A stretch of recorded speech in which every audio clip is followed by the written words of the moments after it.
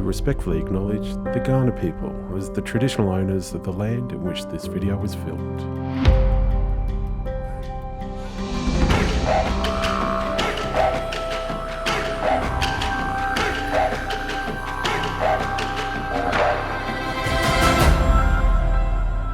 Hi, I'm Crystal Kinsella. I'm a proud Jawoyn and Wiradjuri woman, supply diversity expert and published author. Welcome to Meet the Mob, a YouTube series dedicated to showcasing Black excellence in business. Here I get to interview deadly First Nation business owners from around the country and learn about their why. Today I'm joined by Colleen Strangways from Nharla Photography, who will share with us her why she got into business and why she does what she does. So to kick it off, who are you? Introduce yourself. Who's your mob? Hi, Crystal. Yes. So my mob from two areas. So my father and where I predominantly go is Arabana country, which is where Lake Eyre is, or what we call Cutty Thunder. Yeah. So that comprised Maori, William Creek, Undata, and all around those areas. And then on my mother's side, that's all Mudbura, Gurindji, Warlpiri. Yeah. So, and I was born and raised in Alice Springs. Wow. Yeah. So, because that's where we have a lot of family, and that's where I suppose Dad travelled with the railways up to Alice and met Mum, and lucky for them, they had us. Oh, fantastic. So I'm one of three. Yeah. So, yeah, I've got two brothers. Nice. So tell us about your business. So I actually got a couple, but predominantly my business is photography, which I call Nharla Photography, as you said. So I've been doing photography since 2011. Yeah. And I got into it because I always loved it, but my boys, they were babies, and anyone who had gone into this, the supermarkets or the malls, the shopping centres, would have seen those. Take the baby portraits or the kids' portraits sort of set up, pixie photos. Pixie photos, I remember those. Well, I got mine done, and under the guise of you don't have to pay, you can have this little one for free. Yep. But then they took you through the whole, they want to sell stuff to you. And they dressed the boys up, they, put them on little motorbikes, everything. And it's like, when I got the package, they said, well, you can still have that one little, I think it was like 3 centimetres by 3 centimetre photo, or you can get the package for $600. Oh, wow. And I went,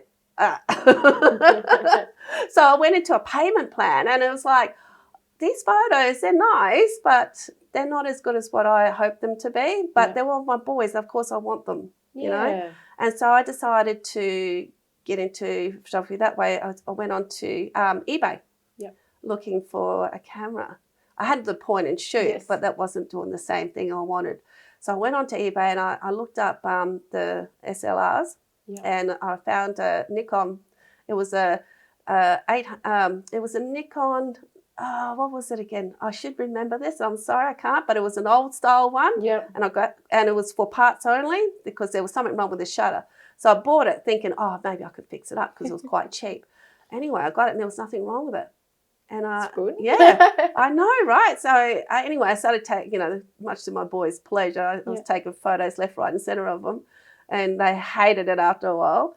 And but that's how I learned. So I'm self-taught. Trial and error practice. Yeah. So I'm self-taught. So when the boys were down, or when they were just playing, I was on YouTube. I was teaching myself. I was learning from trial and error. Yeah. And I just started to, venture out into doing more and more, pushing the boundaries until I got to a certain standard, and then I started getting some paid work. Wow! And which leveled me up another level again. That's fantastic. I mean, because photography, pictures are so powerful. They are capturing a moment, and a picture to me, says 1,000 words in all of that. So talk to us about some of the sorts of paid work that you're doing now through your business. Like what sort of events, what do you like shooting? Yeah, well, I do a lot of events here in Adelaide, and really being the only Aboriginal photographer here. We do have others, but I'm the one in this space doing, the high-end stuff. Yeah. So I've just took a portrait of the Premier. Oh, wow. So that would have been a cool experience. Yeah. It was deadly. I loved it, but all the, aunties behind me were like swooning over him. Take his shirt off. Can you say that? No, but they were like, no, video. But I was trying to be professional and like, you know, stand here, turn this way and put the lights around him. So that was good.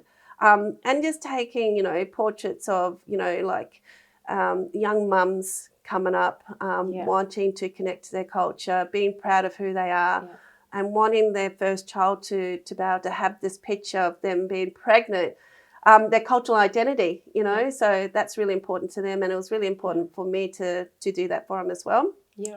And so it's all those sort of, you know, portrait work that I love doing. I love doing events too because I get to get out and meet the mob. Yes. That's always fun. That's always fun. Catching up with gossip. Yes.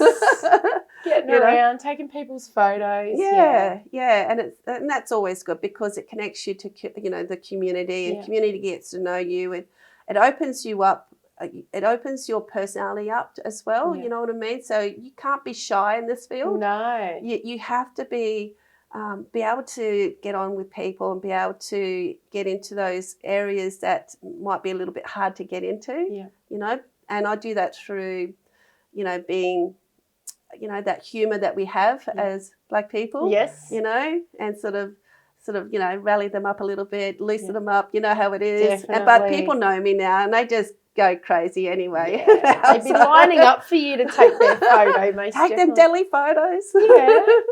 So you said you've got a couple of other businesses. What else are you doing? So I do printing as well. So I've done the shirt. So amazing. And that's taken it away from vinyl. So this is direct-to-garment printing. So it goes straight into the fibres. Wow. So that's been good. Doing other mobs, you know, their clothing range, or what what their graphics that they want on shirts or stickers or decals on.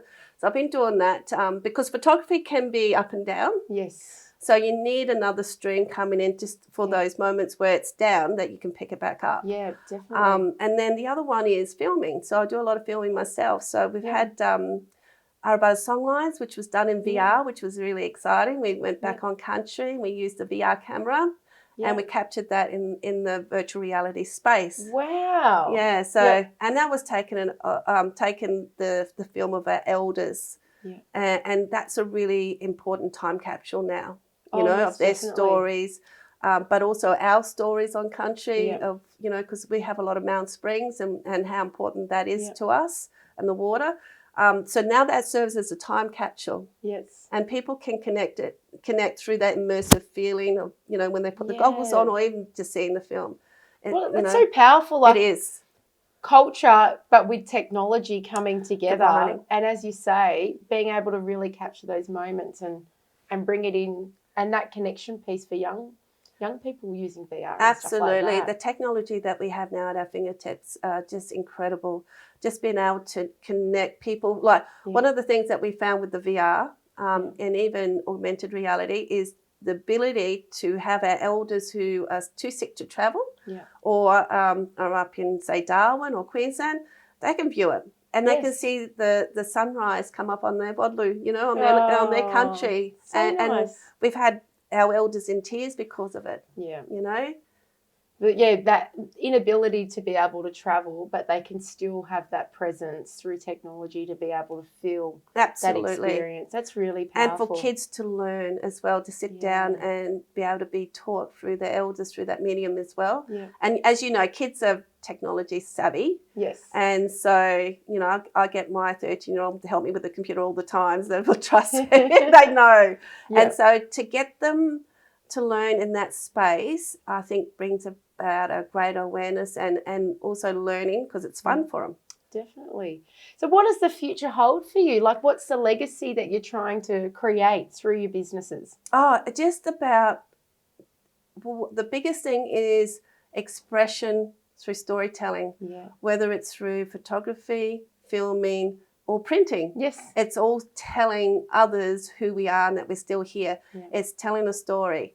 It's been able to demonstrate that we're very proud. Yeah. We're culturally strong. We're still here. Yes. And that, you know, and we have a message to send that, you know, to the rest of the world that, you know, we ain't going anywhere. We're thriving and surviving. Definitely. Oh, that resonates so much for me because we are innately storytellers. Yeah. But through your three mediums, you're able to reach out and reach in to the broader Australian community, which is so powerful. Yeah, and bringing other people on board too, which I Yeah. find incredible, because here in Adelaide we've got a strong network of Yeah. other creatives that I work with as well, you Yeah. know. So like Beck, who you had on before, Yeah. you know, I've worked with her before, Violet Buckskin, who does a lot of work in the art space that I'm able to print for her. Yes. She's able to, you know, work with me about all the tax side and the business Yes. side, which I hate. Yeah, it's never the fun stuff, is it? Because we want to be in that creative space and connecting with people. Yeah, and then we've got Tamara, who does her counselling business, but she also does graphic art as well, and she's really good at grounding people, you know. And then you got, you know, Mel Agus, who also does her art, and it's just a big community of us here that just really, you know, supports each other. And you know, we've got Black Coffee. That's on today, actually. I said I can't go today. Through Bianca, so you know, all that aids in us going forward and sort of like filling our cups with each other's, you know, strengths and, you know, what we can add as skills and putting into the black economy, as I like to put it. You know? I love that. Well, I've really enjoyed being on Kaurna country and actually seeing that, you know, the collaboration and the connections that you all have and supporting each other, which is really quite powerful. So if you had a key message for my audience today that you wanted to share with them, what would it be? Invest in your local mob, because we have so much skills in our community. Even the young ones coming up through high school, primary school even, you know, they're amazing artists, entrepreneurs themselves. It's about investing in us, in our community, wherever you are, actually, your community, to enable us to grow and become onto our own without, you know, needing any outside influences, basically. And, you know, I've also I wanted to mention Black Lens, that I'm proudly part of as well. We're a group of Aboriginal photographers that are all over Australia. And also I would like to say tap into them. You know, if you're in Queensland, there's a black photographer near you. You know, in Western Australia, there's a black photographer over there. So look for Black Lens, you know, but also just look to your local mob for inspiration, growth and investment. Great. Thank you so much, Colleen, for coming on to my program. Really enjoyed meeting you today. You too. Thanks, Crystal. Thank you. So there you have it. I hope you've enjoyed the latest episode of Meet the Mob. And make sure you connect with Colleen and share her story with your networks. Until next time.